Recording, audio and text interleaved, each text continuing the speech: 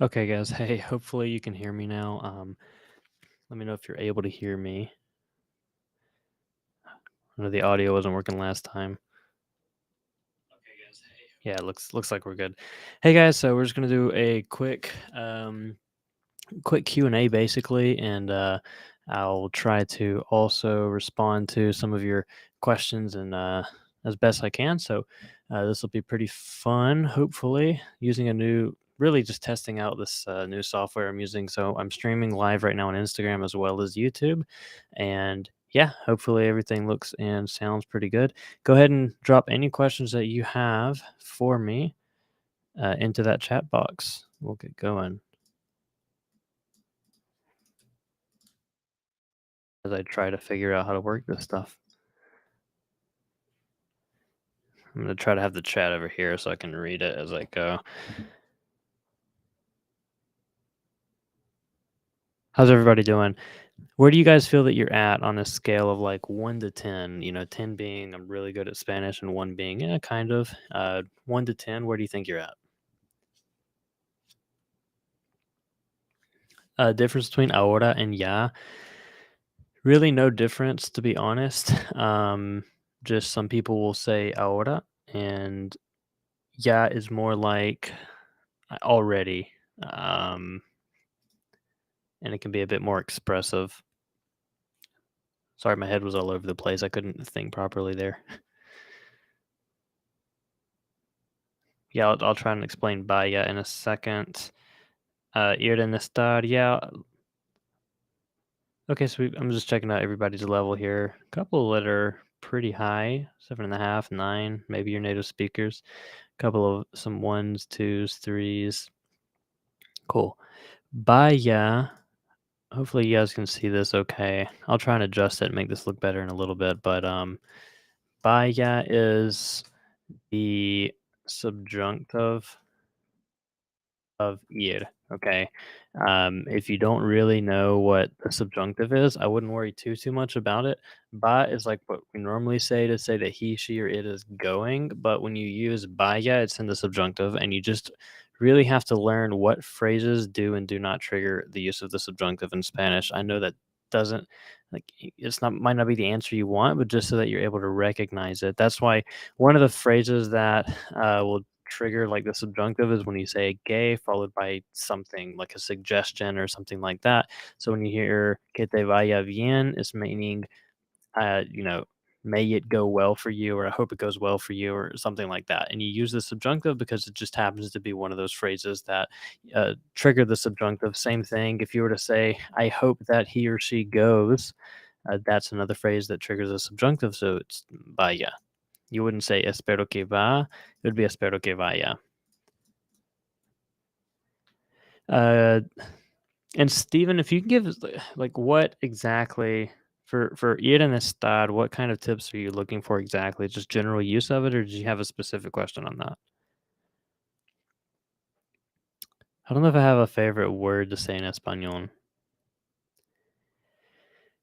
All right, we've got a question that is going to be kind of, I'm sure everyone, even if you're an advanced learner, has wondered this. It is era, fue, estaba, estuvo. And this is basically when you're saying was. Um, Sorry, this is my first time using this thing, so I'm really bad at using this. So please be patient with me. But this is how we say was, and I'll dive into some of the different situations in which you would use it. Um, First of all, let's distinguish a couple of things here. Over here, era and fue are from the verb ser, and then estaba and estuvo are from estar. And you have to know the differences between ser and estar just as a starting point. This here is imperfect. This is also imperfect. And then fue and estuvo are preterite. Um, Remember that the general idea of differentiating imperfect and perfect, which by the way are just the two ways to conjugate in the past tense, is that imperfect is sort of an ongoing action, and preterite is an action that was done. It was fulfilled, it's completed, it's over with. So if you know that an action was over with and done, it's the preterite. And if you're not sure anything else, it's just gonna be the imperfect. It's almost as simple as that. So when you were to if you were to say like he was there, we know that was, we're going to use estar in this case because estar refers to the location of something. And if we know in our head that he was there, but he's no longer there, that means it was like a completed action. It was over with. So it would be estuvo ahí. If we were to say something like the party was fun, we could say la fiesta fue divertida because the party is done, it's over with, and we're describing how something was. It's not like a state of being or a location. That would be estar. We're using ser, which is fue, to say that the party was fun. Um, and you can dive into a lot of different examples on that. What I would recommend you do is honestly Google this because with Google you'll get a lot of examples that I might not be able to think of off the top of my head. But it's a really good topic to dive into. But hopefully that gives you just a rough idea of it without going into too much detail on that. And if you guys have any extra questions, or if you have like a sentence using one of these examples that you want clarification on, let me know. Dennis asks, if no one in your family or friend group speaks Spanish, how do you suggest practicing conversations? I'm going to give you three different answers. The first one is have conversations with yourself, even if you're wrong. You could do this in the car, in the shower, whatever. The second tip would be to um, wait, I had three. So if you don't have anyone in your family or friend that speaks Spanish, number one, have a conversation with yourself. Number two, you can use some AI resources like ChatGPT to have a conversation with the robot, essentially. And number three is you've just got to find people to talk with. There's different apps like italki. You can pay people to do this. There's apps like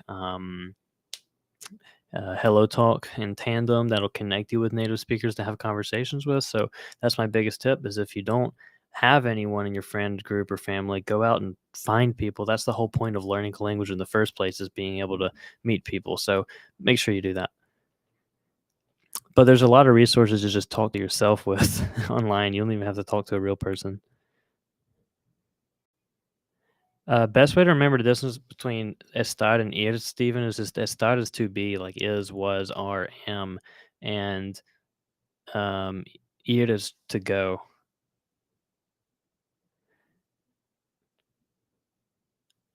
Sorry, I want to make sure I don't miss too many of these. Explain what a subjunctive is so that we have a better understanding. The subjunctive is a way to conjugate in Spanish. Some people call it a mood. I like to think of it as another verb tense conjugation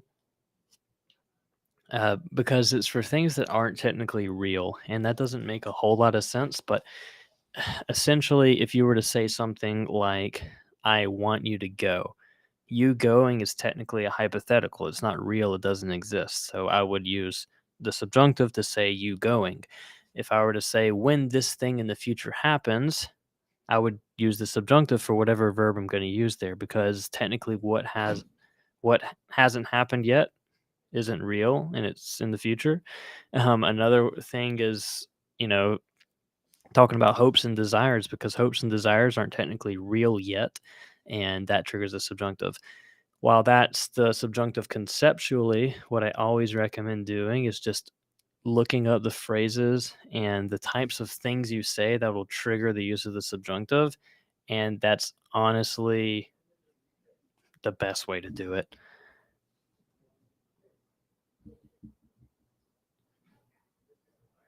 Sorry, well, Zena, I didn't really understand that question. Ojalá is a good word, yeah. Soy salvadoreña, pero de vez en cuando me equivoco con vocabulario avanzado. Oh my gosh, I lost it. Hold on. I lost I lost all of my questions. Let me go back to where I had the chat pulled up. I had it pulled up on my phone. Let me scroll back up. Where was that? Ajá. Pero de vez en cuando me equivoco con vocabulario avanzado, también con las palabras reflexivas. Ashley, busca mi Instagram, Michael Harper English, y ahí me puedes enviar un mensaje para que yo te pueda responder mejor, porque aquí va a ser un poco difícil responderte. Así que Ashley, o cualquier persona aquí que está aprendiendo inglés, yo tengo una cuenta donde yo enseño inglés, es Michael Harper English en vez de Michael Harper Spanish, y ahí me puedes enviar un mensaje directo y yo voy a tratar de responderte hoy. Mohammed, muy bien, ¿y tú? Let's see. Let's get some more questions in here. Let me scroll. Go to a construction site. Not a bad idea. Thank you, Charlie. I'm not Latin. I'm very American. Well, some people would call that. Yeah, I won't get into that. Mexican restaurants work. Yeah, there's a lot of places you can go.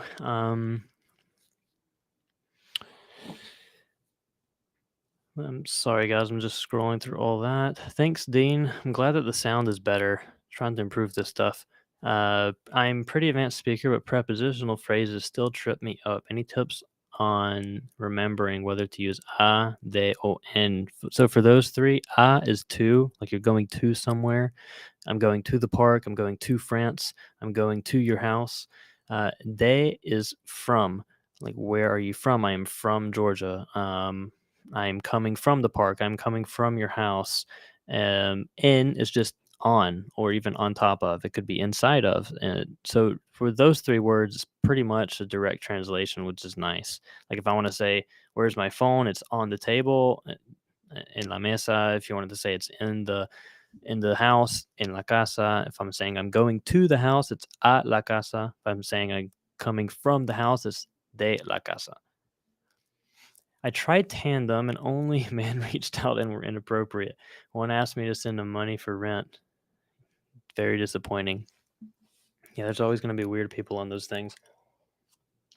If you don't feel comfortable going on apps like Hello Talk and Tandem to meet people, because there are creeps out there, which there's going to be that anywhere you go. A couple of suggestions I could give you is one, it's very likely that you already know someone. Which, I mean, chances are you already know someone that speaks Spanish, right? So um, I would say if you have a friend or a coworker or even a family member that speaks Spanish, start texting them in Spanish or just tell them, "Hey, can we start having conversations in Spanish?" That's what I started to do personally. I had some people on the soccer team that I started to talk in Spanish with when I started. And one thing leads to another. It's like, hey, maybe you develop a friendship. Next thing you know, you're going to their cookouts. Next thing you know, you meet some other people there, and now your friend group is only speaking in Spanish. So but you have to get your feet wet, right? You have to get your foot in the door first because you never know just what can happen and what one thing that you do, one decision you make to meet someone can lead to. So try and find ways to meet people in real life. Now, if you're still struggling with finding people online, this is a really good tip that you're not going to get from anywhere else. Go on Facebook, and there's tons of Facebook groups, and you're going to find the groups where there are native Spanish speakers learning English, and the groups are likely going to be in Spanish. So make sure you type in like aprender inglés or whatever the group name may be, and then offer to have a language exchange. Say, hey, I'm just trying to practice. I'm an English speaker. I'll speak in Spanish. You speak in English with me, and there you go. Is it better to find a person to chat with in English speaking? Didn't really get that BG Scotland, but I think you're asking if it's better. I mean, if I understood your question correctly, I will say that a native speaker is going to have a hard time explaining anything about their own native language. That's why I feel like I can explain these things a little bit better sometimes than the native speakers, is because I've had to learn it myself. So that can help if you find someone who's already learned the topic in Spanish. That can help a lot. That's why my Spanish program, the Facebook group, it can be good because people can kind of help each other out, and I can also respond there as well. Is there a way to understand when to use traer y llevar de coger? So traer, to bring. Llevar is to take. Um, meaning like I can take you to work, I can take you to the airport. But if I were to say, "Can you bring me food? Can you bring me something from the airport?" That's traer. Whereas, "Can you take me to the airport?" or "Can you take me to go eat lunch?" That's llevar. And recoger is to pick up, like pick up a package, pick up an order that you placed online. Okay, I'm gonna get back to your question about the indirect and direct program pronouns. 'Cause that's a really good question. Let me pull up this screen real quick. Um, I know this isn't like the best uh, best thing in the world because I'm really bad at using this. I've never used this app before, but I'm gonna try to do my best. So over here we've got indirect objects. I'll do that. And over here, yeah, I'm horrible at this app. All right, here we've got direct objects for with the D. Actually, I like to slot these around. I don't know why. I have direct objects over here and then indirect objects over here. Okay, so we've got direct objects, which is me, te, lo, and la. We've got nos, and we've got los and las. And what I can do is literally copy and paste this over here in the indirect object side, and all I've got to do is change the le part and make los and las les and lo and la le, right? So when you look at it, all you got to think about is, okay, I've just got to figure out the difference between these. Bear with me here. I'll try to explain this as quick as I can. And indirect and direct objects, by the way, if you're not even sure what the heck they are, this is when we say things like, uh, it's when you do something or a verb or an action to another person. So when I give you something, I love you, I hate you, I kill you, I hit you, I bring you, I told him, I gave him, whatever, we're using indirect or direct objects. The best way to know when to use le, les, lo, la, los, or las, basically indirect or direct objects, is there something else going on and did I directly do something to you? I'll give you an example. I hit him, meaning I punched him. Okay, that would be lo pegué. Let's have an accent there. Why? That's a very direct action, right? He didn't indirectly receive my punch. He directly received my punch. That was a direct action. But if I were to say, this app is awful. I won't be using this again. Sorry. Oh my gosh. Just throw that over there. But if I were to say I gave him, and we're not even going to say the word shoes, but let's just assume that I gave him shoes, it would be le di. And then if you wanted to include the word shoes, it would be zapatos, but it's just the example. Notice how he was the recipient of the action. He was the recipient of the shoes. It wasn't like I gave him away for like slavery or something, right? As weird as that sounds, hopefully it helps it click for you. It's like is something else going on? Phrases that'll be indirect are going to be things like giving, buying something for someone, telling someone something, showing someone something. Notice how all of these have something else going on. It's not just a direct action where someone is directly affected by it. So hopefully that helps. I've got a really good YouTube video on that. So if you go to my YouTube channel, you'll get a better explanation of indirect and direct objects, probably a lot better than the one that I just gave right here.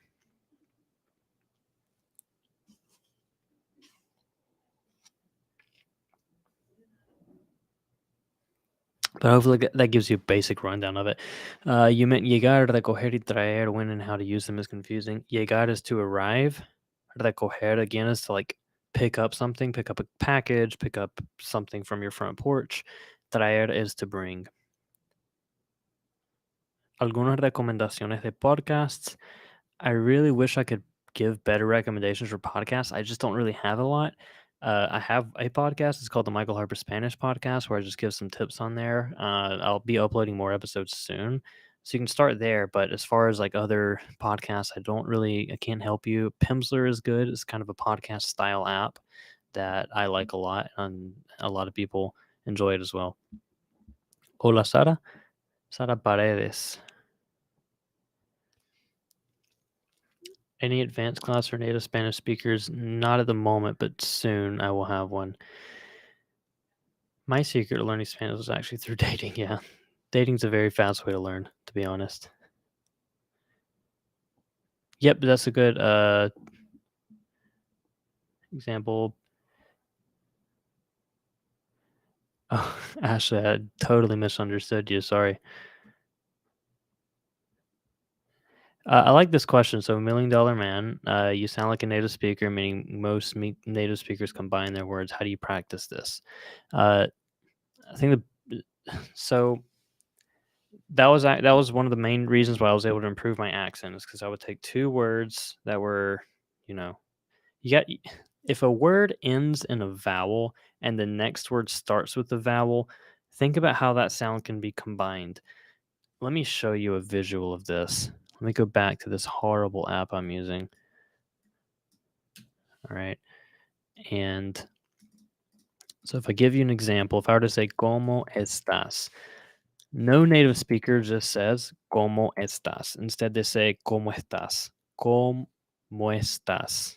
And this here is como estás. You can kind of hear it. I'm just going to start typing something random. Ayer yo compré muchas cosas y gasté todo mi dinero. You can just take it really slow and go, ayer yo compré muchas cosas y gasté todo mi dinero. And you just keep repeating that over and over and over again. This wasn't the best example. I want to think of something to where you kind of combine two different words. Well, you can kind of do it here. So like if you really break this down, even like where this ends in a vowel, compré, instead of going compré muchas cosas, go compré muchas cosas. Comprem. You kind of combine this part. Compré muchas cosas. One of the best ways that I improved my pronunciation was taking every word by its syllable. So you've got y, gasté todo mi dinero. So practice going through your syllables. If you've got, a word that ends in a vowel and the next word that starts with a vowel, you can kind of flow them together. Take it slow and then speed it up gradually. And that'll help a lot with your pronunciation. Thank you there for the compliment. Os is also for indirect and direct objects. I just exclude it. I'm sorry, but it's for vosotros form, meaning you all. If you're in Spain, you would use it. If you're not, you just wouldn't worry about it. By the way, even if you're in Spain, you don't have to use vosotros. They'll understand you either way. But if you just really care about it, definitely use it.